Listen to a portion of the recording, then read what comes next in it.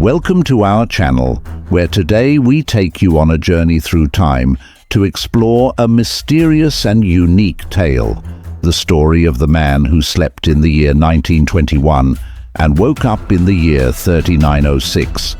Could this be a true story or just imagination? Let's delve into this fascinating narrative that challenges the boundaries of time and space. We will immerse ourselves in the details of this extraordinary moment, tracing the events back to reveal the mysterious circumstances surrounding the man's sleep and how he managed to wake up after centuries in a completely different world. Was it a unique scientific experiment, or were supernatural forces at play? Follow us in this exciting video, where we will uncover the secrets of this tale and ponder together. Can humans live in a distant future and return to narrate such a unique experience?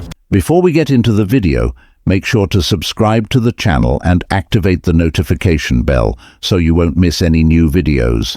We aim to reach 1,000 subscribers to continue the channel. Dreaming of a future world requires a great deal of creativity and imagination, especially during the early 20th century, when technological innovation was not as advanced as it is today. In 1972, a book titled Facts from the Future, The Amazing Story of Paul Amadeus Dienach, was published in Greek. This was based on the personal journals of Dienach, in which he detailed his life in the year 3906, after falling into a year-long coma in the year 1921. The abundance of details in the book led many to believe that he had indeed experienced a spiritual existence in the year 3906, or in a distant future world. Paul Amadeus Dienach was born in Zurich, Switzerland in 1884. Since his childhood, he always dreamed of becoming a teacher, and for this reason he persevered in his studies to fulfill his dream. Later, he became a teacher of German and French. During that time, he fell in love with a woman and married her, but she broke his heart and left him after a year for a wealthy man. This led him into depression, which some say affected his health. In 1917, Dienach contracted a mysterious illness called encephalitis lethargica, also known as sleeping sickness. There was a small epidemic of this disease across Europe between 1916 and 1924. Those affected by the disease entered into a prolonged coma, and some unlucky ones never woke up from it. Dienach's illness began with spontaneous episodes of sleep, sometimes for a few minutes and sometimes for consecutive days. When he woke up, he never remembered what he had dreamt. In 1921, his condition worsened, and he entered into a year-long coma. During this time, he was constantly monitored at a Zurich hospital. When he woke up in 1922, he discovered that his mother had passed away from tuberculosis, and he was also diagnosed with tuberculosis, likely contracted during his time in the hospital. Once he recovered and left the hospital, he moved to Greece, where he started teaching French. Through his teaching, he became close friends with one of his students, Georgios Papachatsis, who later became a professor and an important academic and social figure in Greece. In 1924, Dienach's health deteriorated, and he wanted to return to Switzerland, perhaps feeling the approach of his end. Since he had no relatives or family, he decided to gift his personal journals to Papachatsis. Dienach's only wish was not to share the information within the journals with anyone else. In these journals, Dienach wrote the details of the strange dream he had during his year-long coma. Papachatsis began reading the diaries with such enthusiasm that he translated them from French to Greek. In the 800 pages of the diaries, Dienach described how during his coma, his consciousness left his body and entered the body of a person from the year 3906. Dienach repeatedly emphasized in his diaries that he was not a writer or a man with a vivid imagination. He insisted that the detailed events he narrated were what he truly experienced and witnessed during his extended period of sleep. Despite Dienach's reluctance, Papachatzis published the book in 1972, opening with the statement, "Dienach was not an author, a poet, or a professional writer. He was an ordinary man who kept diaries and never expected to publish them, nor did he ever desire to become famous because of the book." The book received both acclaim and controversy, with some viewing Dienach's attempt to portray his diaries as a true story, while others considered them mere dreams. In the book, Dienach describes waking up in the year 3906 in the body of another man named Amadeus Northam, who was recovering in a hospital after an accident involving what Dienach described as flying vehicles of the future.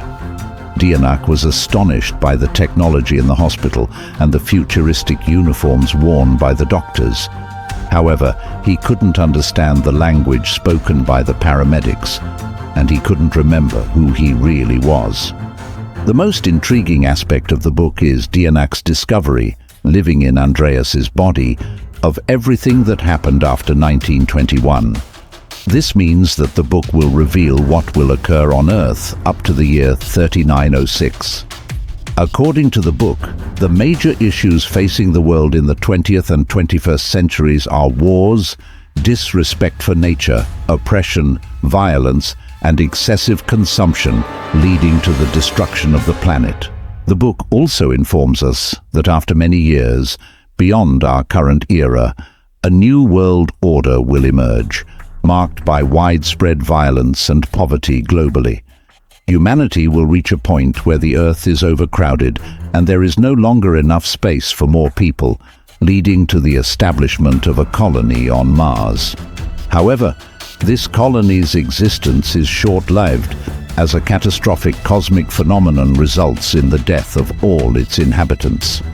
In the year 2309, almost all of Europe's population was eliminated due to a nuclear war.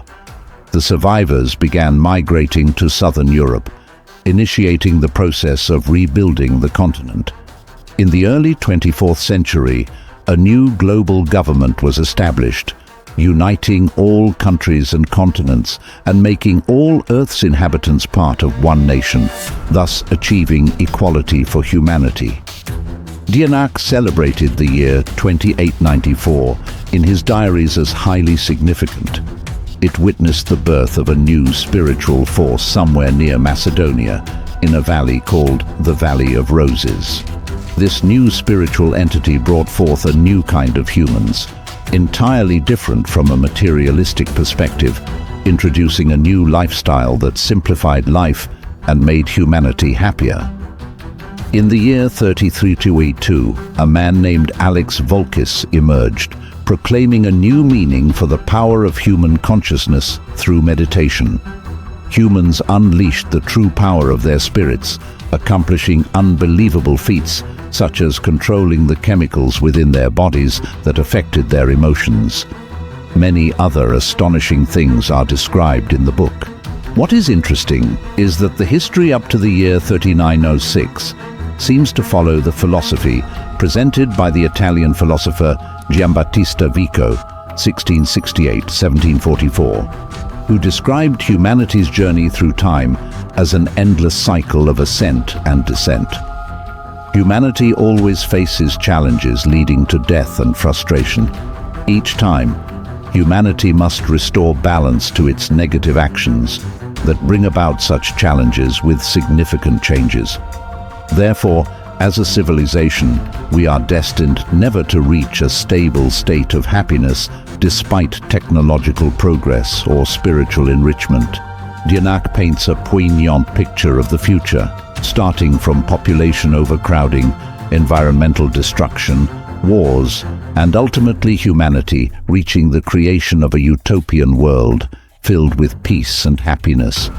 He also wrote that the 3 centuries between 2000 and 2300 AD will be the worst periods for humanity, marked by overpopulation, famine, regional conflicts, and environmental disasters. They will be characterized by harrowing nuclear arms races between nations, and soon there won't be enough food for everyone in the world to survive. Wars will turn fertile lands into irradiated wastelands. Mars will be colonized by the year 2100, with a large population of around 20 million inhabitants making a living there. Unfortunately, in the year 2265, a major natural disaster will kill all colonists, and there won't be a second attempt to leave our planet for a long time. Despite numerous attempts by many leaders to calm the global volcanic situation, the world will unintentionally plunge into a world war in the year 2309. Chaos will prevail for the next 80 years, resulting in significant destruction of human life worldwide.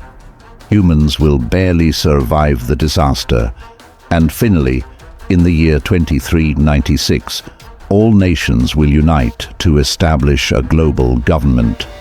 Representatives of this government will be elected through direct elections, with most of them being scientists, engineers, or benevolent individuals. Earth will no longer be overcrowded, and a new and better era will begin. Dienach states that after the year 2600, Earth will enter a period of happiness and prosperity that will last until 3906. People will enter a new golden age of global civilization. They will learn about the sun, the atmosphere, and the history of the universe over billions of years.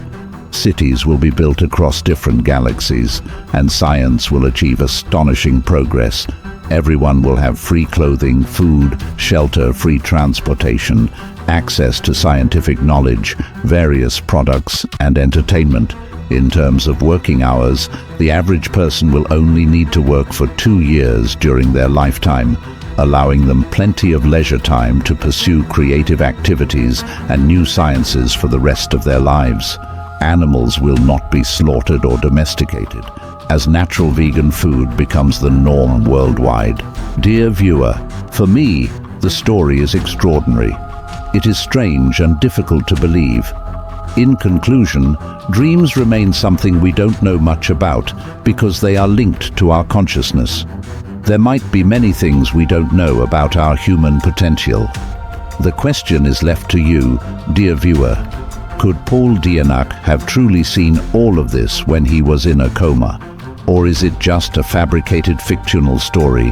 What is your opinion on the future he envisioned for humanity? I leave it up to you to answer. If you liked the video, don't forget to hit the like button, leave a comment about the video, and subscribe to the channel so you won't miss any new videos.